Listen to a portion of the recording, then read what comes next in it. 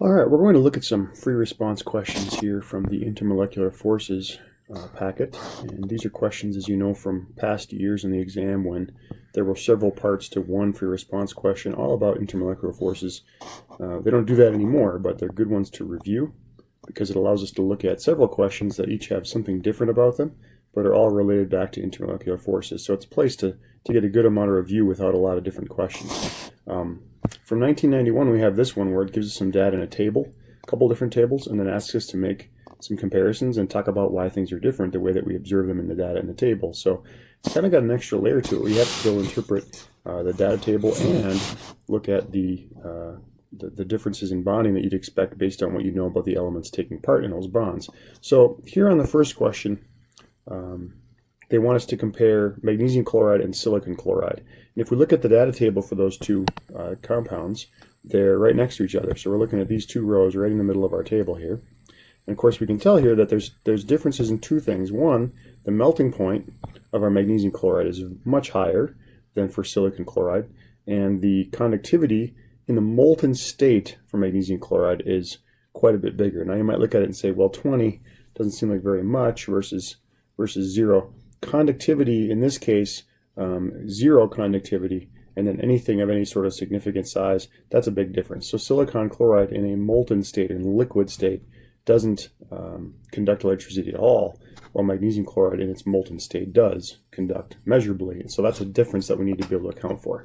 So there's kind of two different things that are going on there, and they're both accounted for, at least in part, based on the fact that we observe one type of bond in magnesium chloride and another type of bond in silicon chloride. So as we look at these, that's something to be thinking about on all of these intermolecular forces questions. When you're asked to compare two compounds or two different substances, what kind of bonding are we talking about? Well, hopefully we can look at this magnesium chloride and recognize that we're talking about ionic bonding. And the way we recognize that, of course, is that we have a metal with a nonmetal. So we have ionic bonding in our magnesium chloride. That's a salt.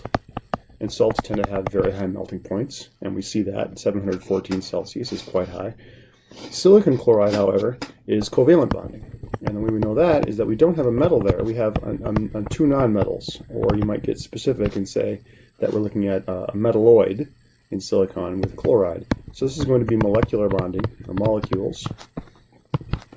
And the melting point on a molecule is much, much smaller, because there isn't that strong lattice, right? So when we think about ionic compounds or ionic bonding, we want to be thinking about certain big ideas that are always present, and we have then a lattice in an ionic bonding situation like magnesium chloride, whereas in covalent bonding, what holds silicon chloride molecules or silicon tetrachloride molecules together and prevents them from melting? Well, nothing more than intermolecular forces in the case of molecules.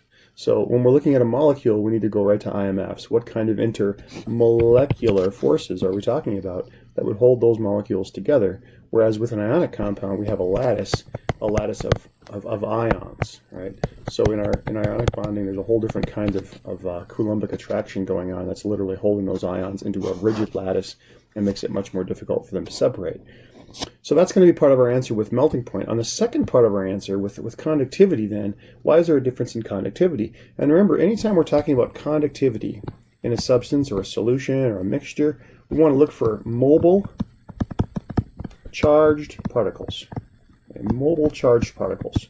Now, those can be different things in different substances. In metals, the charged particles that are mobile are those electrons in the delocalized sort of sea of electrons that are able to flow around easily within a sample of metal or within a wire. In a salt, when we dissolve a salt into water, we have dissolved, freed up ions that are now floating around in solution and able to move as mobile charged particles within that solution. But in the case of molten salts, what we're talking about is we've melted that strong lattice of ions over here. We've separated that strong lattice of ions by using enough energy to separate them from each other, break them, and overcome that bond energy or bond enthalpy that holds the ions together. That Coulombic attraction that holds ions together in a rigid lattice has been overcome by the time we get to a melting point of 714 Celsius, and at that point we now have free ions that are somewhat loose from each other. It's not quite the same when we're talking about a molten salt, when we melt a salt at a high temperature, as when we dissolve a salt into water, because molten salts aren't going to be quite as free or as convenient even as what we talk about with a dissolved salt, but they're still moving. So the mobile charged particles are that we've got loose ions here. And loose ions, of course, ions being charged, we have mobile charged particles. But when we put silicon chloride into a liquid state, and of course liquid state for silicon chloride would be quite cold because it's got such a low melting point. So to get it even to a liquid, molten state for silicon chloride would be something below -70 Celsius. But at that point, there are no charged particles really at all between the substances, or between the molecules. There's no charged particles really at all at any state, because we're talking about a covalently bonded compound, and that molecule, when we look at it, is very nonpolar. So silicon chloride is going to be nonpolar, has no net dipole, and it has no charged ions within it, so there's really no potential for charged particles within silicon chloride. So when we look at conductivity, 0 makes a lot of sense because there's no potential for charged particles in a covalently bonded compound that doesn't have a dipole at all. There's just nothing charged really at all. So that's going to be part of our answering on letter A. I won't write the answers out, but those should be your background thoughts for thinking through letter A on this question. I'm going to clear out the screen now so I don't have so much stuff kind of built up here as we move into looking at part B. So if you need anything from this screen, feel free to pause it, jot those things down, even stop and think about forming your answers to the questions about magnesium chloride and silicon chloride. And then when you're ready to go, hit resume and we'll get back to work. In the meantime, I'm going to clear all this out and we're going to look at the second part of that question and talk about why we see what we see between two different magnesium compounds. And in this case, it's important to tell the difference from number 1, where we had a salt and a molecule, or on letter A rather. On letter B, we have two salts. So in this case, we aren't comparing apples to oranges. We're really comparing two different varieties of apples, I guess. So two salts in this case. We have charged ions and magnesium +2 and chloride -1, and then magnesium +2 and fluoride -1. So we have salts in both cases. But why then is there any difference between them? So as we look up here at our table, we're highlighting this row, magnesium chloride and magnesium fluoride at the bottom. So the two questions really then, the question involved here in B isn't about conductivity. Both of them show as good conductors in the molten state, which makes sense because they're both salts. So if we can get them molten, we'll have freely flowing ions, charged particles, in both ionic salts when melted. But why is the melting point so different between magnesium chloride and magnesium fluoride? And this is where we want to go back to Coulomb's law. So keep those two melting points kind of handy here and thinking about it. Coulomb's law, remember, talks about how the attraction or the potential energy, attractive forces in a compound are approximately equal to the charges Q1 and Q2, or Q plus and Q minus, over the distance between the particles. And the distance, of course, is the key here. So what we have in our compounds, in both of them, we have a 2+ magnesium and we have a 1- chloride or fluoride. So the top is the same in both compounds. The same for both salts. So any differences that we see in the properties in this table will not have to do with the charges being any different. It's going to have to do with this down here. This is the key. Why? Because, well, what's the difference?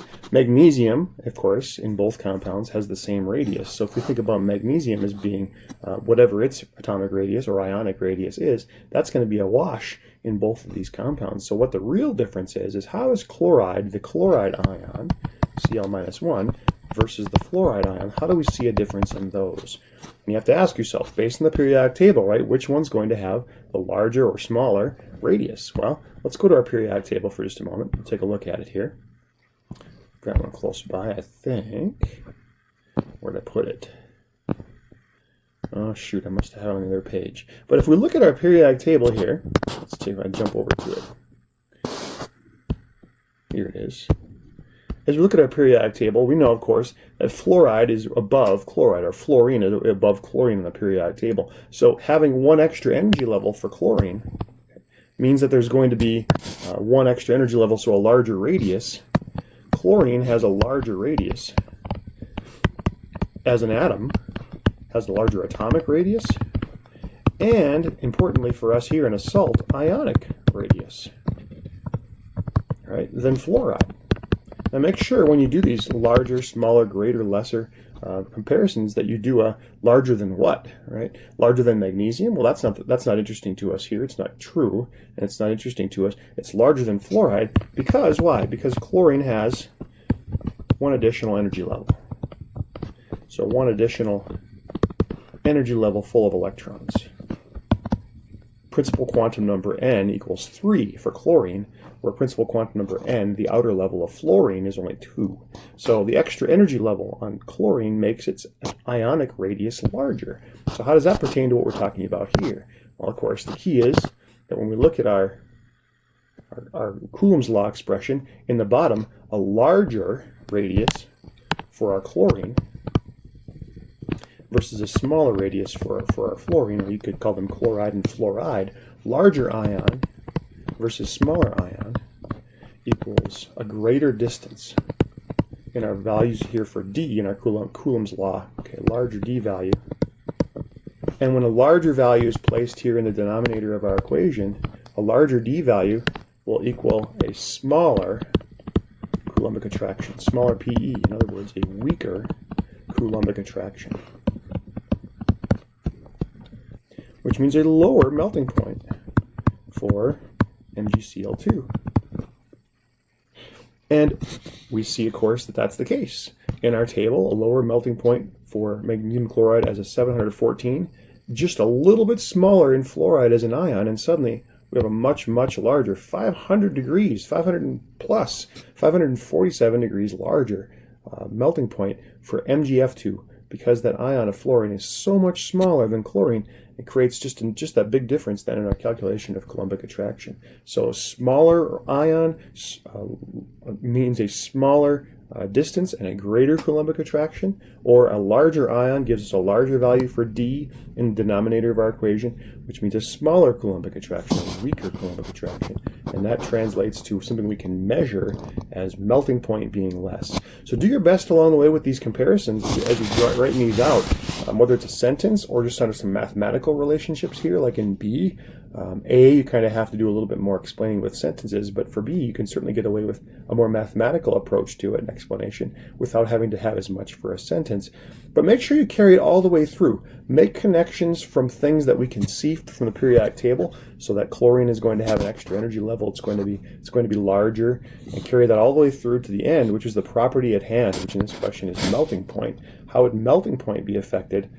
All the way through, make that connection. So don't stop too soon. Okay. In other words, don't stop at a larger ion or a smaller ion. You wouldn't want to stop here. That's not taking it far enough. That's one link in the chain, or one train car in the locomotive series here. We want to take it further than that. You also don't want to stop here by saying it'll have a smaller potential energy. Or you don't want to stop and say that chloride, magnesium chloride, will have a weaker Coulombic attraction, because we can't measure Coulombic attraction very directly in the lab, right? We don't go in there with a meter that says on there the Coulombic attraction equals whatever. What we measure is something practical or something more tangible, and that's taking it through all the way to the end. So you want to make the connections for chloride versus fluoride, their ions and their energy levels, and you want to keep working your way through in this answer all the way to the end so that you don't stop too soon. Otherwise, you haven't connected something that we can't refute, which is that chlorine has an extra energy level. That's just black and white truth. No one's going to argue that with you. But you need to make the logic connection, or that rationale connection, all the way through to something that you're claiming from the data table to be true. The data table makes the claim, which is that magnesium fluoride has a higher melting point.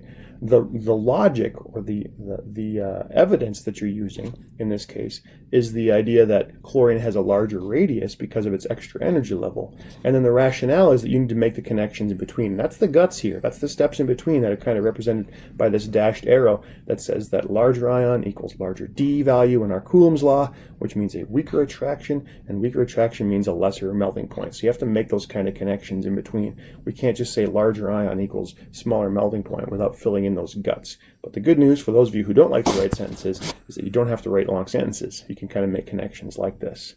So that's our first question here for 1991, which even by my standards, is long ago, because in 1991 I was sitting as a freshman in high school, so I was very similar to many of you guys.